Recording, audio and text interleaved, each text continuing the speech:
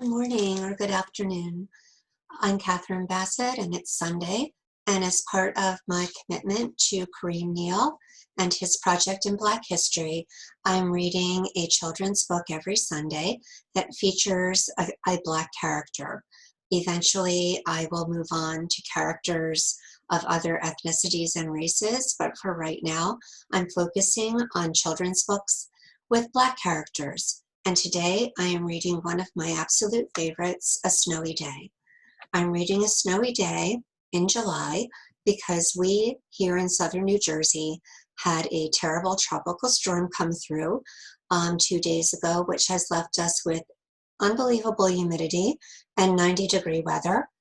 And although I love summer and my flowers, my favorite season is winter, and I'm missing it. And so my friend Peter and I are here to read A Snowy Day by Ezra Jack Keats. One winter morning, Peter woke up and looked out the window. Snow had fallen during the night. It covered everything as far as he could see. After breakfast, Peter put on his snowsuit and ran outside. The snow was piled up very high all along the street to make a path for walking. Crunch, crunch, crunch. His feet sank into the snow. He walked with his feet pointing out like this. And he walked with his toes pointing in like that. Then he dragged his feet slowly to make tracks. And he found something sticking out of the snow that made a new track. It was a stick that was just right for smacking a snow-covered tree.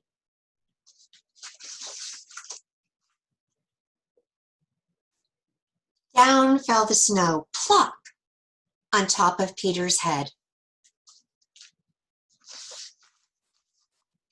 He thought it would be fun to join the big boys in their snowball fight, but he knew he wasn't old enough.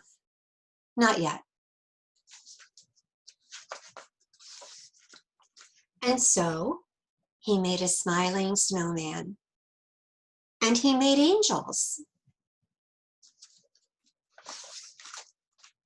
He pretended he was a mountain climber. He climbed up a great big tall heaping mountain of snow, and then he slid all the way down. He picked up a handful of snow and another and still another and packed it round and firm and put the snowball in his pocket for tomorrow. And then he went into his warm house. He told his mother all about his adventures while she took off his wet socks. And he thought and thought and thought about them. Before he got into bed, he looked in his pocket, but his pocket was empty. The snowball wasn't there. He felt very sad. While he slept, he dreamed that the sun had melted the snow all away. But when he woke up, his dream was gone. The snow was still everywhere, and new snow was falling. After breakfast, he called to his friend from across the hall, and they went out together into the deep, deep snow. And here you can see Peter and his friend and how deep the snow is, piled up by the snowplows along the street sidewalks.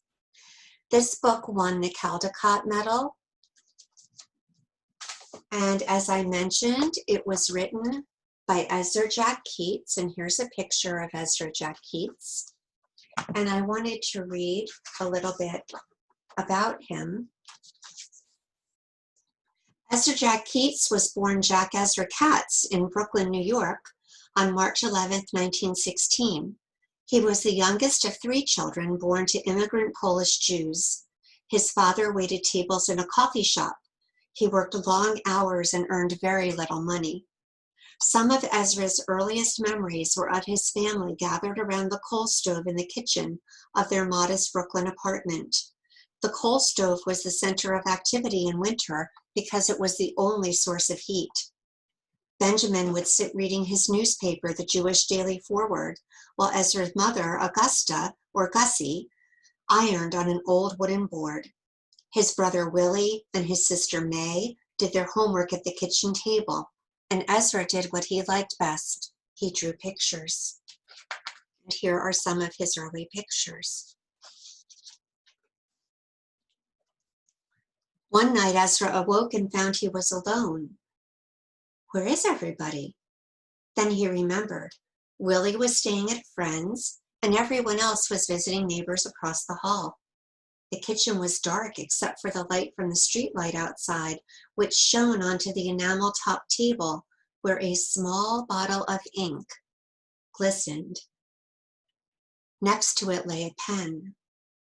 He scrambled to the table and grabbed the pen and dipped it into the ink, and it seemed to glide across the table, his mother's clean white table.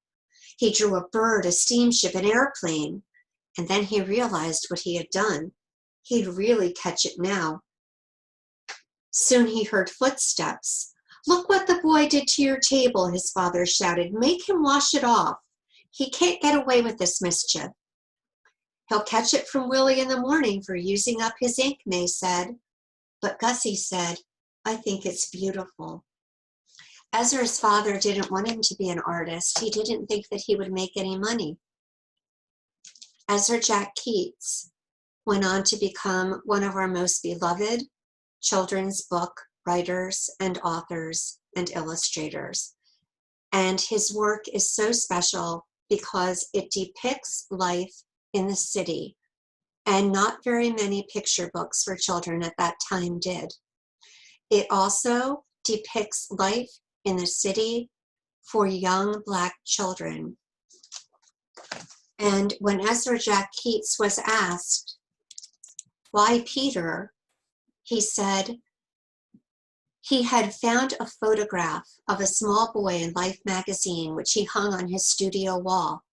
"I wanted to convey the joy of being a little boy alive on a certain kind of day, of being for that moment. The air is cold, you touch the snow. You're aware of the things to which all children are so open." This book, receiving the Caldecott Medal, was the first of many honors that Ezra Jack Keats would receive for his work. And I'm so grateful that his father was wrong and that he went on to become an artist, which is where his heart lay. And he shared these stories with us that we can continue to share after all these years. Thank you for listening, and have a great rest of your Sunday.